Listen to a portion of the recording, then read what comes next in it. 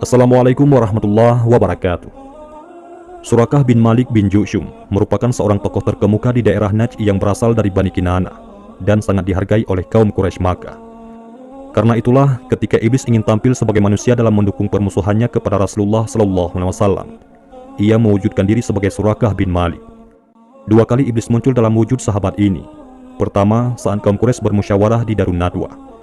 Saat itu ia mendukung dan menguatkan pendapat Abu Jahal untuk membunuh Rasulullah SAW.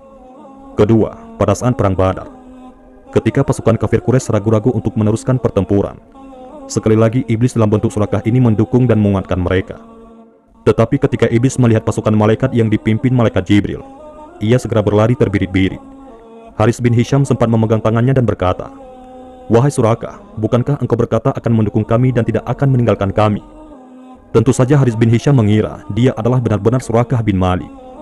Iblis memukul dada Haris hingga ia terjengkal dan berkata, "Sesungguhnya aku melihat apa yang tidak kamu lihat. Sesungguhnya aku takut kepada Allah, siksaan Allah benar-benar sangat pedih." Dan ketika itu juga, Haris bin Hisham sempat kebingungan. Sebagai hasil kesepakatan dari pertemuan kaum Quraisy di Darun Nadwa, para pemuda dari beberapa suku Arab berkumpul di depan pintu rumah Rasulullah SAW dengan satu tujuan, yakni membunuh Rasulullah SAW. Tetapi tentu saja dengan mudah Allah Subhanahu wa Ta'ala menyelamatkan Rasulullah.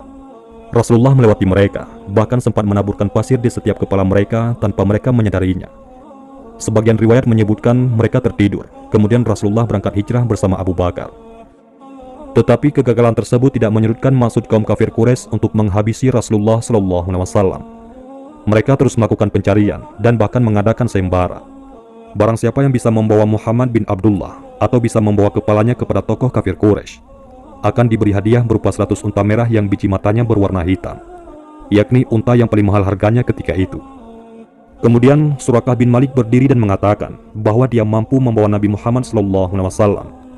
Apabila Surakah mampu membawa Nabi Muhammad SAW, maka akan dibayar dari hasil kumpulan harta orang-orang kafir yang hadir saat itu. Surakah bin Malik berhasil menelusuri jejak perjalanan Rasulullah SAW.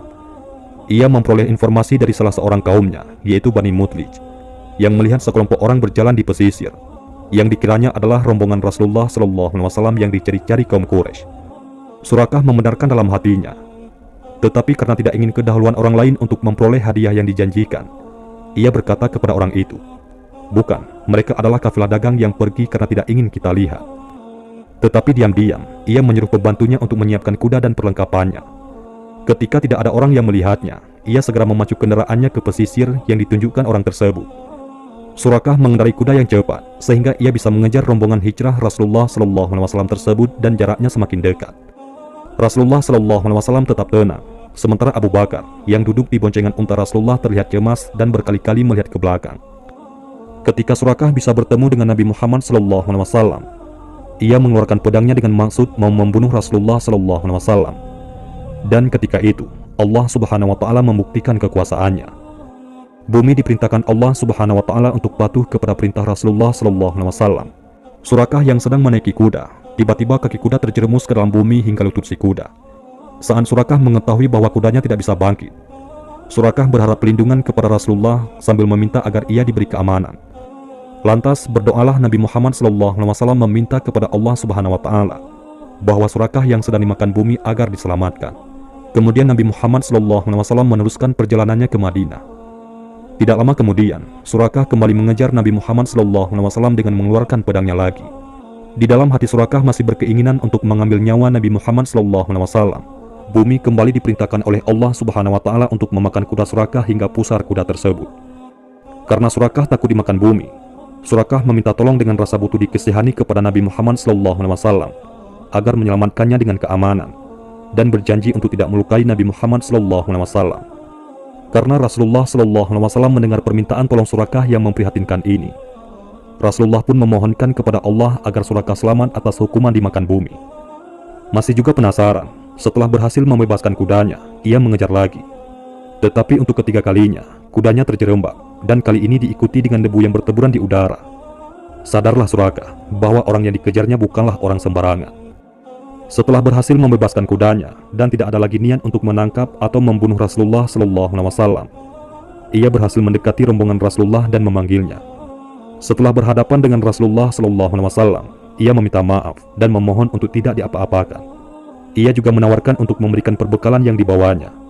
Rasulullah memaafkannya, tetapi menolak pemberiannya. Surakah duduk di depan Nabi Muhammad. Surakah bertanya kepada Nabi Muhammad tentang Tuhan yang disembah oleh Nabi Muhammad SAW, yang sedemikian hebat memiliki kekuasaan. Surakah juga bertanya, apakah Tuhan yang disembah oleh Nabi Muhammad SAW terbuat dari emas atau perak? Surakah meminta kepada Nabi Muhammad SAW agar memberitahu Surakah tentang Islam. Kemudian Nabi Muhammad SAW memberitahukan nilai-nilai Islam kepada Surakah. Rasulullah tersenyum memandang ekspresi Surakah, tetapi beliau tidak menjelaskan lebih lanjut. Kemudian Rasulullah meninggalkannya dan meneruskan perjalanan hijrah. Tidak ada kejelasan riwayat apakah Surakah memeluk Islam saat bertemu dengan Rasulullah SAW di perjalanan hijrah tersebut atau waktu lainnya. Sebagian riwayat menyebutkan ia memeluk Islam ketika Rasulullah kembali dari Haji Wada, ketika beliau berada di Ji'rana. Tetapi yang jelas pada akhirnya ia memeluk Islam dan telah menjadi saksi dari kebenaran ramalan Rasulullah SAW.